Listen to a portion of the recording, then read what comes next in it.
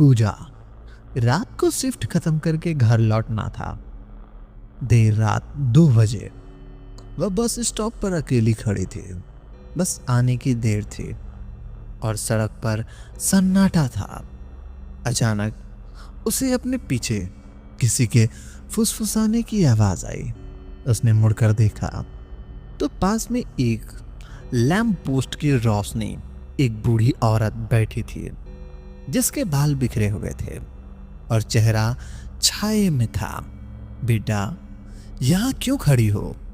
बूढ़ी औरत ने धीमी घुर्राती हुई आवाज में पूछा। पूजा ने डरते हुए कहा, बस का इंतजार कर रही हूं दादी। इस बस स्टॉप पर नहीं आती अब कोई बस।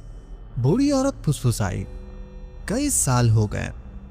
लोग सोचते हैं कि वे सही से चढ़े थे, लेकिन वो यहीं रह जाते हैं। पूजा का दिल थोड़ी तेजी से धड़कने लगा। उसने जल्दी से अपना फोन निकाला, लेकिन उसमें नेटवर्क नहीं था। तुम्हें जाना कहाँ है?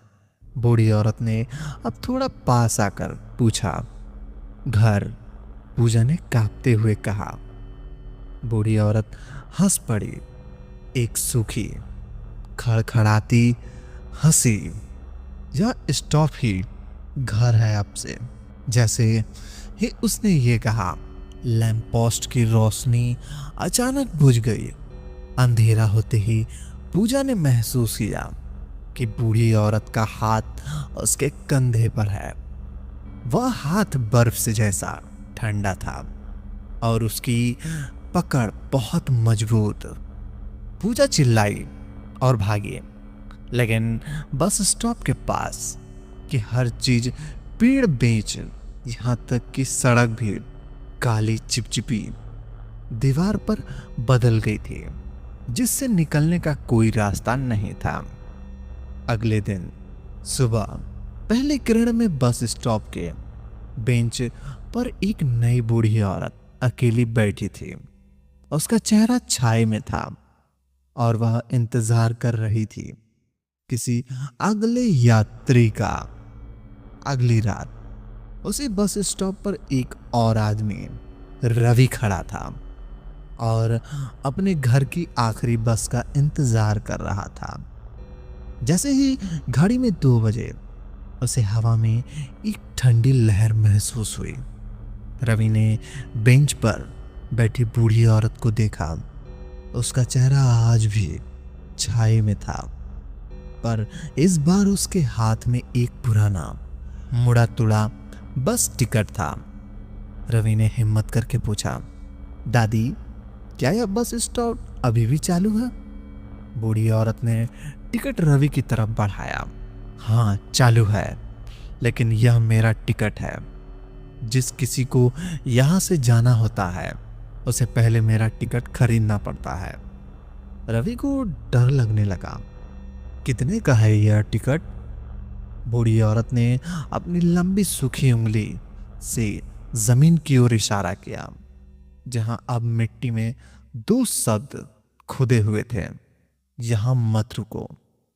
टिकट का कीमत 1 सवाल है। बूढ़ी औरत ने फुसफुसाया, तुम्हें बताना होगा पिछले यात्री ने क्यों नहीं खरीदा। रवि पसीना पसीना हो गया। उसे याद आया कि उसने शहर में एक अफवाह सुनी थी। एक लड़की पूजा पिछले महीने इसी स्टॉप पे गायब हो गई थी। रवि ने हिम्मत जुटाई, क्योंकि वह जान गई थी टिकट खरीदने का मतलब है हमेशा के लिए यहीं रुक जाना। बूढ़ी औरत का सिर धीरे से उठा और छाया से उसी काली आंखें रवि को घूरने लगी। वह भयानक रूप से मुस्कुराई। सही जवाब, उसने घुर्राया। टिकट की कीमत यह नहीं है कि तुम यहां रुको, बल्कि यह है कि तुम यहां आओ। जैसे ही बूढ़ी औरत ने यह कहा कि रवि के पैरों के नीचे से जमीन घसकने लगे। वह चिल्लाया और उसने बच्चे को पकड़ने की कोशिश की, लेकिन उसके हाथ सिर्फ काली चिपचिपी दीवार की छू पाया। बूढ़ी औरत अब खड़ी हो गई। वह अब बूढ़ी नहीं लग रही थी, वह पूजा थी, जिसके चेहरे पर बूढ़ेपन की काली परत चढ़ गई थी। अब तुम आजाद हो दादी पूजा। अब नई दादी ने कहा कि बूढ़ी औरत। अब रवि को उस काली दीवार के अंदर ढकेल दिया। अगली सुबह मिट्टी में खुदे हुए शब्द अब 3 हो गए थे। उस स्टॉप पर एक तीसरी बूढ़ी औरत बैठी थी। उसके हाथ में एक पुराना मुड़ा तुड़ा बस टिकट था और वह अगली रात उस बस स्टॉप पर एक टैक्सी ड्राइवर सुरेश रुका। उसे लग रहा था कि उसने किसी को यहाँ छोड़ा था, पर याद नहीं रहा था किसे।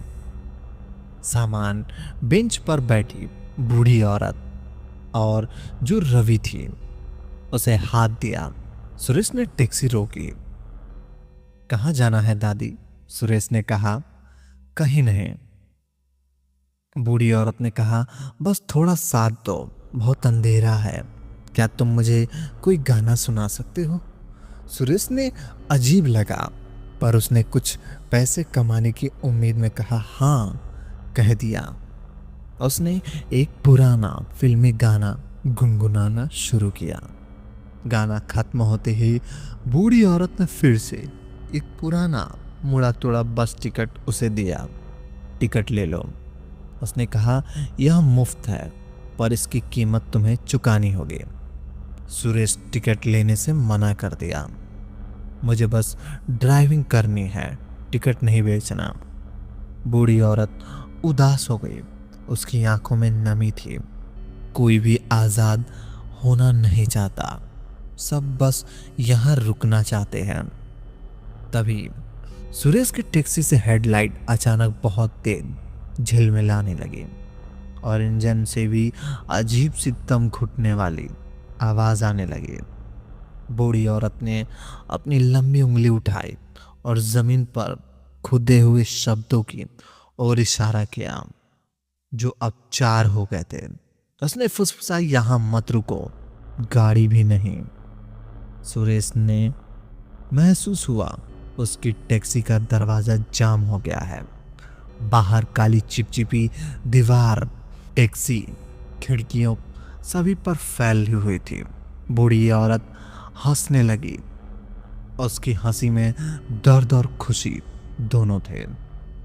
हर बार जब कोई यहाँ रुकता है तो जगह और बड़ी हो जाती है। जब इस स्टॉप एक जाल है। सुरेश अपनी पूरी ताकत लगाकर दरवाजा तोड़ने की कोशिश करने लगा। तभी उसने देखा कि टैक्सी के पीछे वाली सीट पर उसकी अपनी परछाई बैठी है। वह परछाई धीमी गति से हिल रही थी और उसके हाथ में लाल रंग बस टिकट थी। परछाई ने कहा, तुमने टिकट नहीं खरीदा, अब मैं तुम्हारी सवारी करूंगा। अगले ही पल टैक्सी का सारा शीशा काले रंग में टूट गया और सुरेश चीख उस बस स्टॉप के काली दीवारों में दब गई। अगली सुबह वहां बस स्टॉप में बेंच पर एक चौथी बूढ़ी औरत बैठी थी। उसके पास एक पुराना मुड़ा तुड़ा बस टिकट था। उसके ठीक बगल में एक पुरानी टूटी हुई टैक्सी खड़ी थी, जिसके शीशे पर काला रंग लगा था और मिट्टी में खुदे हुए 5 शब्द, यहाँ मत रुको, गाड़ी भी नहीं, अब मत देखो। अगर वह औरत कभी आपको मिली बस स्टैंड पे तो आप क्या करोगे? कमेंट करके बताओ। और ऐसी ही डरावनी कहानी सुनने के लिए मेरे चैनल को सब्सक्राइब कर दो, ताकि हमारी आने वाली कहानियाँ सबसे पहले आप तक पहुँचे। धन्यवाद।